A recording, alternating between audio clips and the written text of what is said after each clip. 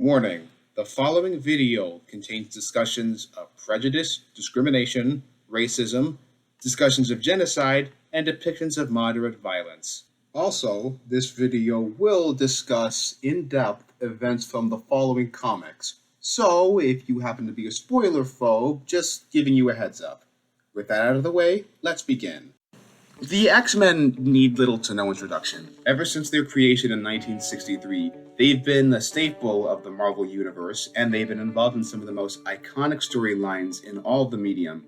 But perhaps the aspect that makes them stand out from other superheroes, and the thing that drew me to them in the first place, was the book's focus on prejudice and discrimination. At its core, X-Men is a story about minorities fighting for acceptance and equality in a world that fears and hates what's perceived as different. Something that I personally connect to, being a person of color myself. Earlier this month, Sarah, aka the Costume Codex, started a project known as A Scene for Hope, in which several YouTubers, all of which way more talented than me, got together and discussed a scene or moment from a piece of media that they found hopeful.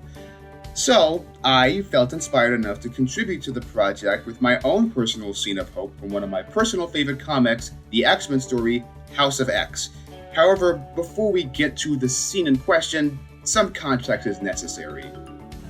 House of X sees Professor Xavier and Magneto working together to form the mutant nation of Krakoa, designed to be a safe haven for all of Homo Superior.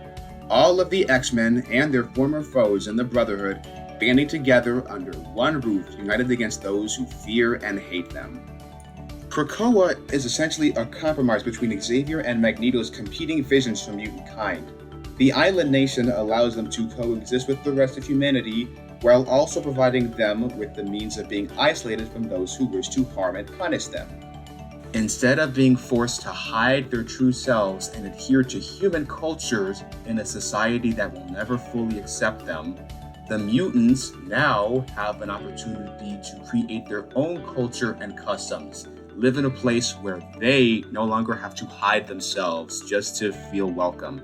In other words, instead of just surviving, Krakoa provides mutants with the opportunities to live.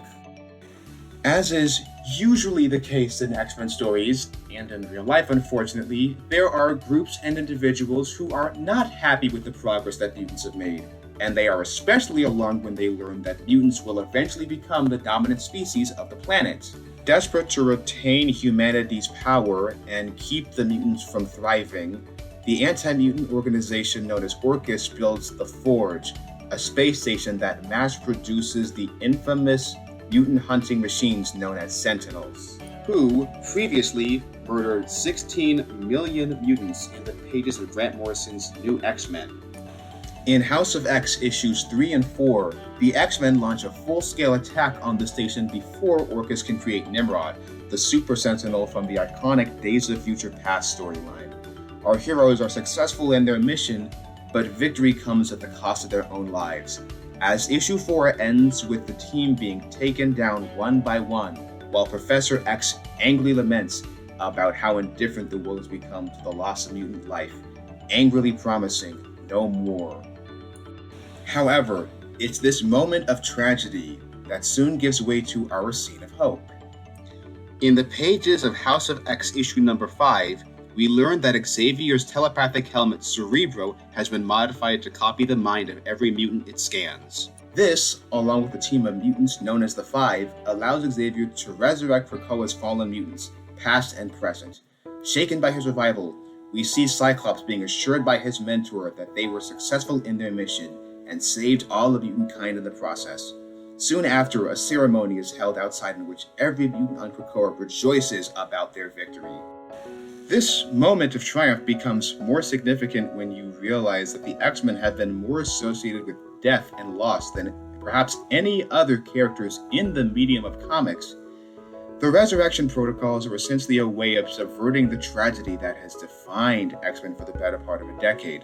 After being beaten down and enduring loss, facing extermination, and, for the most part, never seeming to get a break, the mutants have now emerged victorious against their greatest enemy, death. And as issue 5 ends with the X-Men shaking hands with their former foes, They're ready to face the day and continue to fight the good fight. The ceremony exists to put things into perspective for our heroes and the audience. It's not just to stop the bad guys and save the day, it's to protect the people, or in this case, the mutants. It serves the purpose of reminding us what our heroes are fighting for, and who they're fighting for. As long as the world continues to be a place where discrimination and intolerance persists, the mission statement of the X-Men will always be relevant, especially as the mutant metaphor has become more inclusive over the years to represent minorities, ethnicities, and sexualities. House of X, in my opinion, is the story that best embodies that mission statement.